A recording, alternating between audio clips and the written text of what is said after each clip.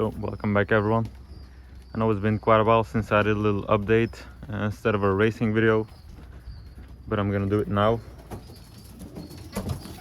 But yeah, as you can see, the main lens is still broken, so I have to use the fish eye.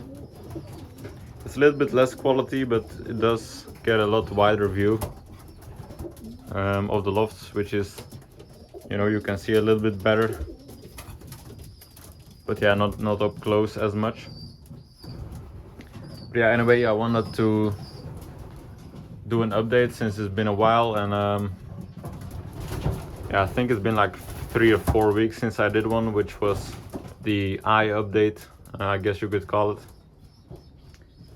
So yeah, as you guys know, a lot of these birds in this loft here had problems with their eyes. So that was about 3 or 4 weeks ago. Everything's gotten better since then in terms of eye health, I guess.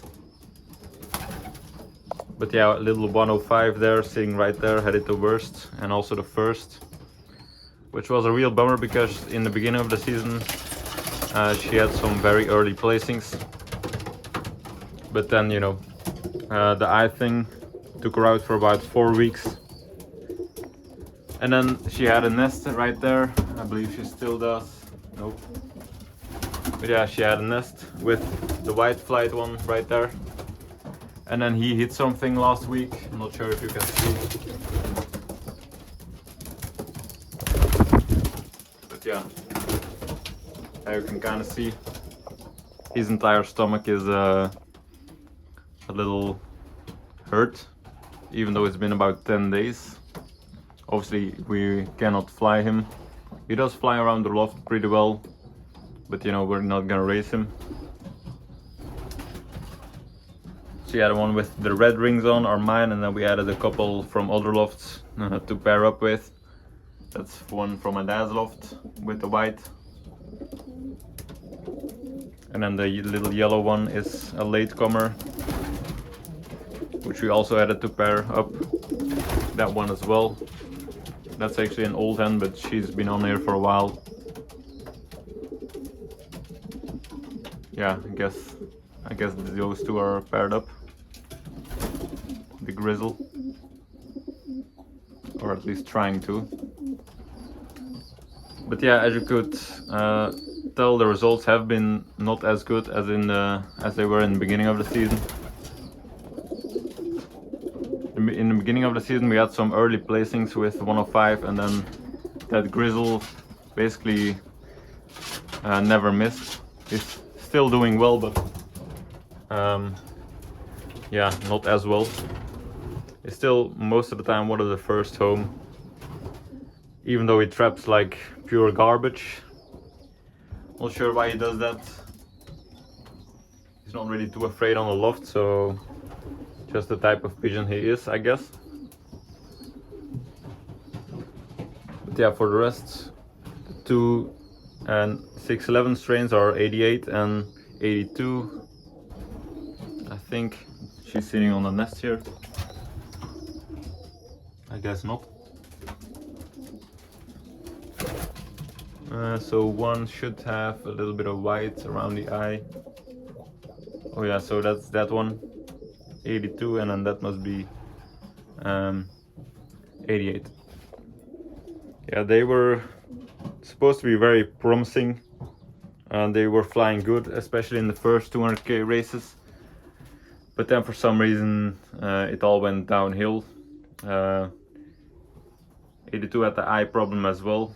Still managed to place, I believe, the last race, but then she hasn't placed since, or he, because it's actually a male, I think. But yeah, I'm gonna let them out here for a fly in a few. But yeah, also I haven't been feeding them in the morning. My dad has, and I think he told me himself that he was kind of overfeeding.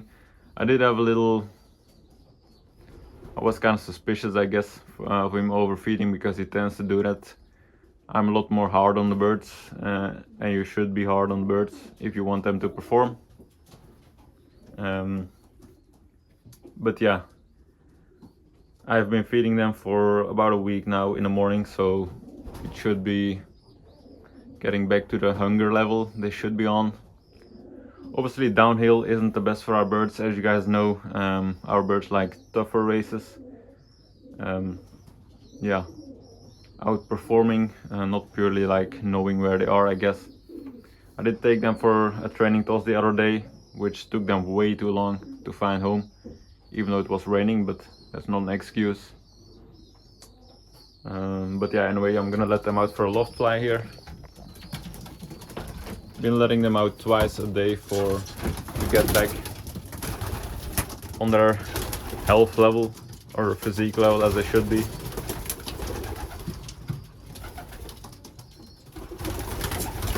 Most of them know the drill already, without me really having to push them outside. I'm not gonna release the other birds here. I like flying in a little bit of a smaller flock, usually.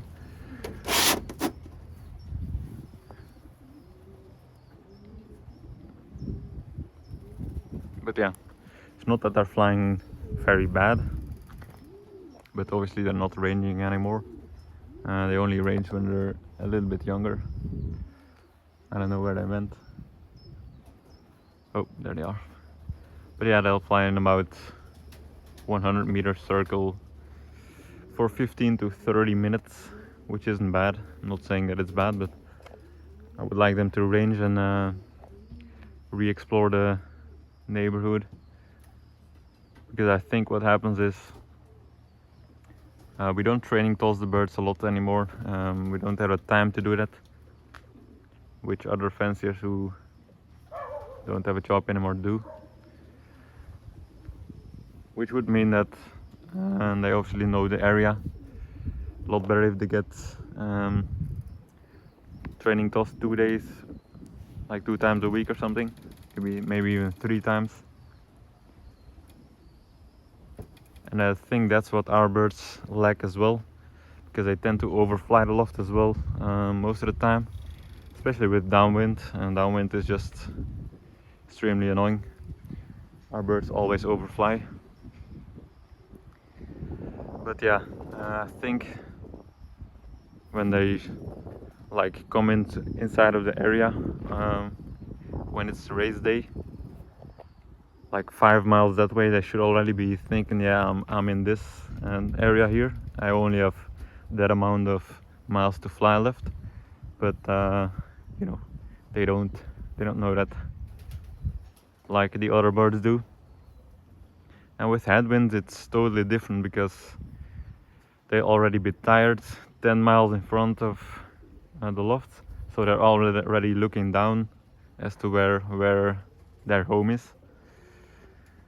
And when it's downwind, obviously they're like, it doesn't test them physically, like at all basically, so they just get blown home, as we call it here. So yeah, I'm hoping for a headwind race here soon, but doesn't look like it. It actually looks like it's gonna be very bad weather this weekend. I'm not even sure if they're gonna race at all. So yeah, we'll see. But yeah, as you can see, they're not flying bad. I think they're in not bad physical condition. Although they were a little bit heavy. I've slimmed them down already a little bit this week, but still have a few more grams to go. But we'll see how that goes. Yeah, obviously would like them to fly bigger circles, but you know, nothing you can really do about that. That's also kind of one negative thing about flying on nest. They obviously need to raise a baby, so you gotta feed them a little bit more, but then how much do you actually need to feed them more for them to not get fat and not fly around the loft anymore? And also, yeah, the birds on nest tend to not range. Like 9 out of 10 times you would have 1 out of 10 times where they do actually range. We had that happen a few years ago, where we actually flew pretty good. I think it was 2017, I don't know, 2018 maybe. But yeah, they were actually ranging while on nest, which is, like I said, it's rare, but yeah, some pigeon fanciers here claim that they always need to do it if they're in top physical condition, but we've never had it happen outside of that one time. So yeah, I don't know if you guys have experience with birds ranging on nests, but ours tend to not do that. But yeah, anyway, looks like I'm not gonna be able to make the video as long as to where I can call them in. But yeah, so yeah, I'm gonna end the video here, you guys. I hope you enjoyed this little update. Kind of had a lot of not luck, I guess. We're kind of unlucky. Oh, look like that's I don't know what that is. Fall a hair on me, I don't know. Anyways, I'm gonna end this video here. Leave a like, comment, subscribe, and have a good day.